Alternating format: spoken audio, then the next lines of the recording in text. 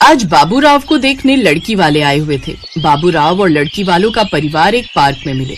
भाई साहब, ये है मेरा बेटा बाबूराव। हमारे बेटे ने फाइनली मेरी कंपनी की बागडोर अपने हाथों में ले ली है। और ये है मेरी बेटी प्रीति। इसने भी अभी अभी बीकॉम किया है। बहुत पढ़ी लिखी और समझदार लड़की है ये। प्रीति की लंबाई बाबूराव से थोड़ी ज्यादा थी।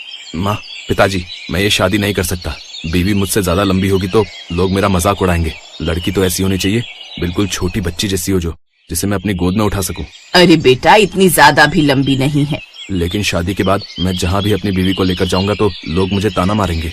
इतना कहकर बाबूराव उस पार्क से चला गया। बहन जी, ये तो आप लोगों ने हमारी बेइज्जती कर दी। आपकी बात बिल्कुल सही है भाई साहब, लेकिन हम इसमें कर ही क्या सकते हैं। अपने लड़के के खिलाफ जाकर तो उसकी शादी कर नहीं सकते ना। आप अपनी बेटी के लिए इससे भी लंबा लड़का ढूंढिए, वरना कोई इससे शादी नहीं करेगा। मलखान गुस्से में अपनी बेटी को लेकर वहाँ से चला गया। इन लोगों ने मेरी बेटी की इंसल्ट की है, इसका बदला तो मैं इन लोगों से लेकर रहूंगा। मलखान अपने कमरे में अकेला ही बाबूराव के परिवार से बदला लेने के बारे में सोचने लगा। तभी उसने अचानक एक पंडित जी को फोन किया। अरे पंडित जी, मुझे एक ऐसी लड़की की तलाश है जिसकी लंबाई बहुत ज्यादा कम हो, बहुत कम उम्र की भी हो। अरे मलखान साहब, आपकी तो सिर्फ एक बेटी है। क्या आप अपनी बेटी की शादी किसी लड़की के साथ करना चाहते हैं? अरे नहीं पंडित जी, ये आप कैसी बातें कर रहे हैं। आप शाम को मुझसे मिलिए। मलखान ने पंडित जी को सारी बात बता दी और अपने प्लान के बारे में भी बता दिया। पंडित जी पैसों के लालच में आकर मलखान के प्लान में शामिल होने की बात को मान गए। अब ठीक है, एक लड़की है मेरी नजर में। ये जो शादी करवाने वाले पंडित जी होते हैं, इन्हें हर कोई जानता है। इसीलिए बाबूराव के परिवार को भी पंडित जी से जान पहचान थी। पंडित जी एक लड़की का रिश्ता लेकर बाबूराव के घर पहुंच गए। बहन जी, ये रही लड़की की फोटो। इसकी अभी उम्र भी ज्यादा नहीं है। बहुत अच्छा परिवार है। मीनाक्षी नाम है इसका, पर थोड़ा सा गरीब है। अब ठीक है, तो हम लोग टाइम निकाल कर लड़की के परिवार वालों से मिल लेते हैं। पंडित जी तैयारी कीजिए, हम लोग कल ही इस मीनाक्षी के परिवार से मिल लेते हैं। अगले दिन पंडित जी बाबूराव के परिवार को लेकर मीनाक्षी के घर पहुंच गए। लड़की वालों से पंडित जी पहले ही बात कर चुके थे। मीनाक्षी के परिवार में उसके माँ बाप और एक भाई था। बाबूराव अपने माता पिता और अपनी बहन शालू के साथ पहुंच गया। मीनाक्षी चाय नाश्ता लेकर आई। मीनाक्षी को देखते ही बाबूराव को कुछ कुछ होने लगा। माँ, पिताजी, मुझे ये लड़की पसंद है। इसकी लंबाई तो मुझसे बहुत कम है। मुझे हमेशा से ऐसी ही लड़की चाहिए थी। थैंक यू सो मच पंडित जी। हम लोग आपसे कुछ भी छुपाना नहीं चाहते। हम लोग आपके जितने अमीर नहीं हैं। हम लोग गरीब परिवार से हैं। मेहनत मजदूरी करके मीनाक्षी और इसके भाई को पढ़ाया लिखाया है। आज के समय पर आप भी न जाने कैसी बातें कर रहे हैं होने वाले समधी जी। बहू चाहे अमीर हो या गरीब, हमें अपने बेटे की कमाई खानी है, न कि अपनी बहू की। मीनाक्षी को भी बाबूराव पसंद आ गया। मीनाक्षी के माँ बाप भी बाबूराव के परिवार की बातें सुनकर खुश हो गए। तो इस तरह से बाबूराव की शादी मीनाक्षी के साथ तय हो गई। कुछ दिनों बाद मीनाक्षी और बाबूराव की एंगेजमेंट हो गई। दोनों ही परिवार बहुत खुश थे। एक रात पंडित जी ने मलखान को फोन किया। मलखान साहब, मैंने दोनों परिवारों को मिलवा दिया और उन दोनों की एंगेजमेंट भी हो चुकी है। अब यहाँ से मेरा काम खत्म हुआ। जो आपने इनाम की रकम कही थी वो मुझे मिल जाएगी ना? अभी सिर्फ एंगेजमेंट हुई है, ना कि शादी। शादी तो आप ही करेंगे ना? वो लोग कहीं अलग से पंडित लेकर तो नहीं आएंगे। हम आपको सारी इनाम की रकम शादी वाली रात ही देंगे, क्योंकि उस दिन बहुत बड़ा हंगामा जो होने वाला है। अरे कम से कम आधी रकम तो दे देते, बाकी शादी वाले दिन दे देना। पंडित जी इतना बोल ही पाए थे कि तभी मलखान ने फोन काट दिया। पंडित जी को अब उन दोनों की शादी करने की बहुत जल्दी होने लगी, इसीलिए वो सीधा बाबूराव के घर पहुंच गए। भाई साहब, बहन जी, 2 महीने के अंदर बाबूराव की शादी कर दीजिए, वरना फिर आने वाले 2 सालों तक इन दोनों की शादी का कोई योग नहीं बन रहा है। 2 महीने के अंदर शादी हो गई तो सब कुछ बहुत अच्छा चलता रहेगा। अगर बाद में करेंगे तो कुछ ना कुछ गड़बड़ होती रहेगी। हाँ तो पंडित जी, कोई अच्छी सी डेट निकाल लीजिए। जब शादी करनी ही है तो चाहे अभी कर लें, चाहे 2 महीने बाद। बात तो एक ही है, और वैसे भी एंगेजमेंट तो हो ही चुकी है। पंडित जी ने शादी की डेट फिक्स कर दी।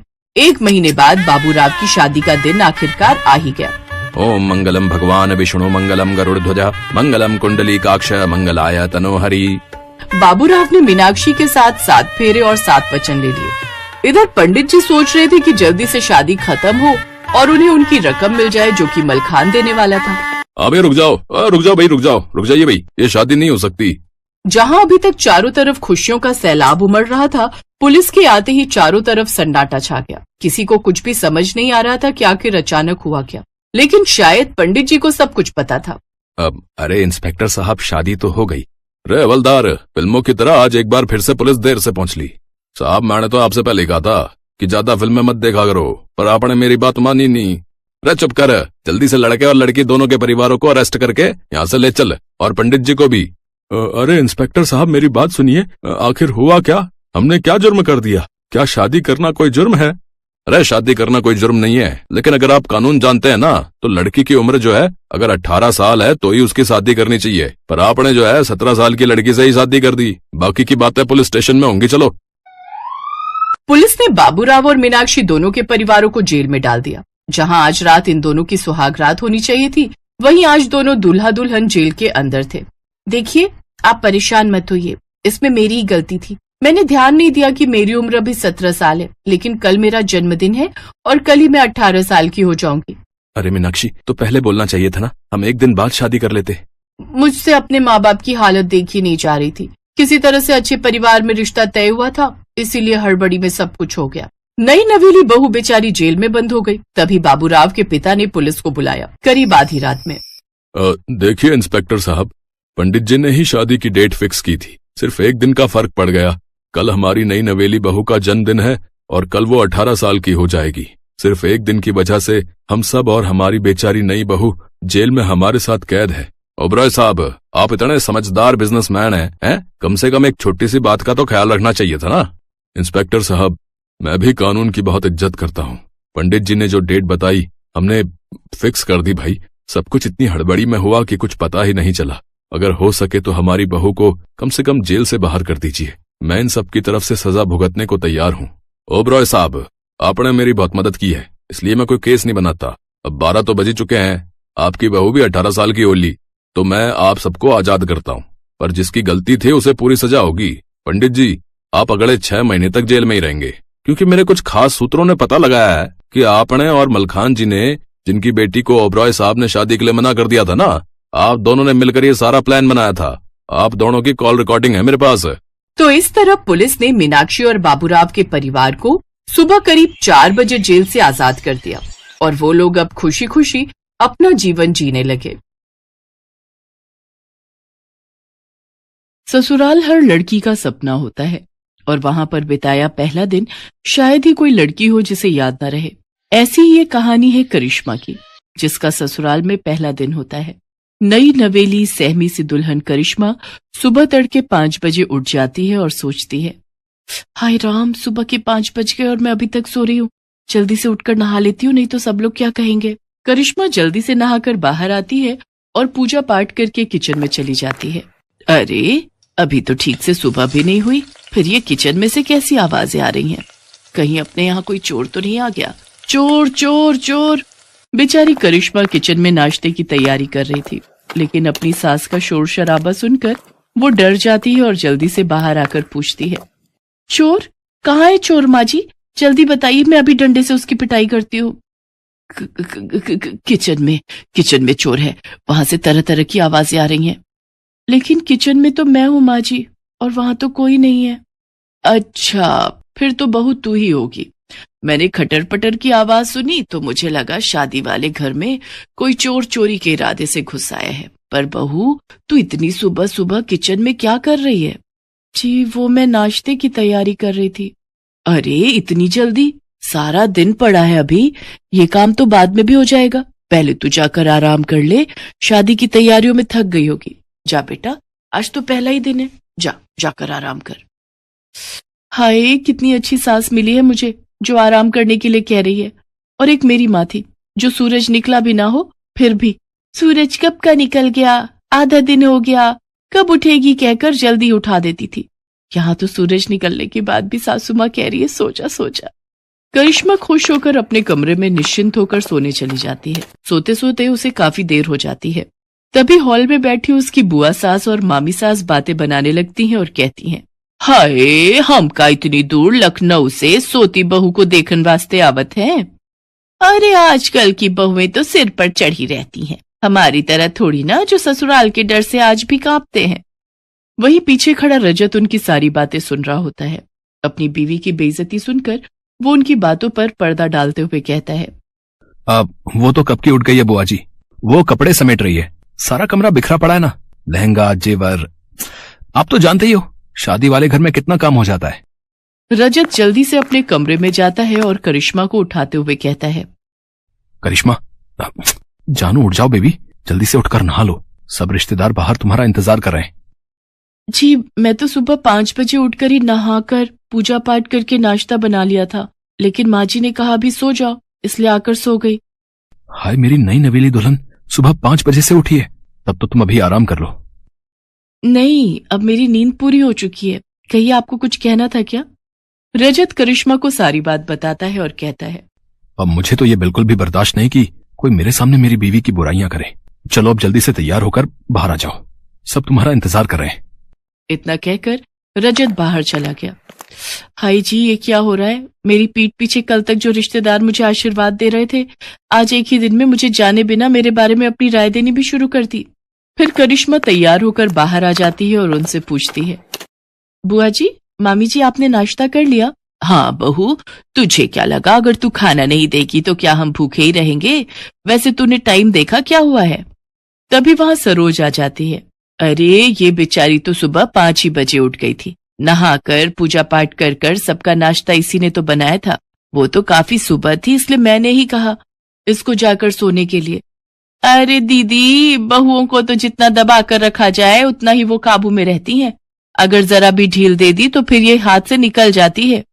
ये कैसे रिश्तेदार हैं? बहू का आज पहला दिन है और उसे आशीर्वाद देने की बजाय दबाने की बात की जा रही है। मैं बहू हूं, कोई जानवर थोड़ी ना जो मुझे दबाया जाए।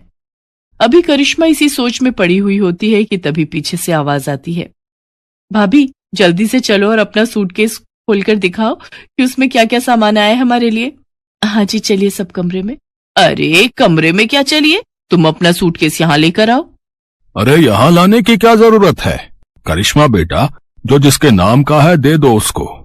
अच्छा पापा, ऐसा कैसे? ननद को पूरा हक है अपनी पसंद का सामान लेने का, जो रिवाज है हम तो वही लेंगे। हाँ हाँ, जैसे तेरी माँ ने तो हमें बड़ा अपनी पसंद का दिया था ना, जो तू अपनी भाभी से मांग रही है।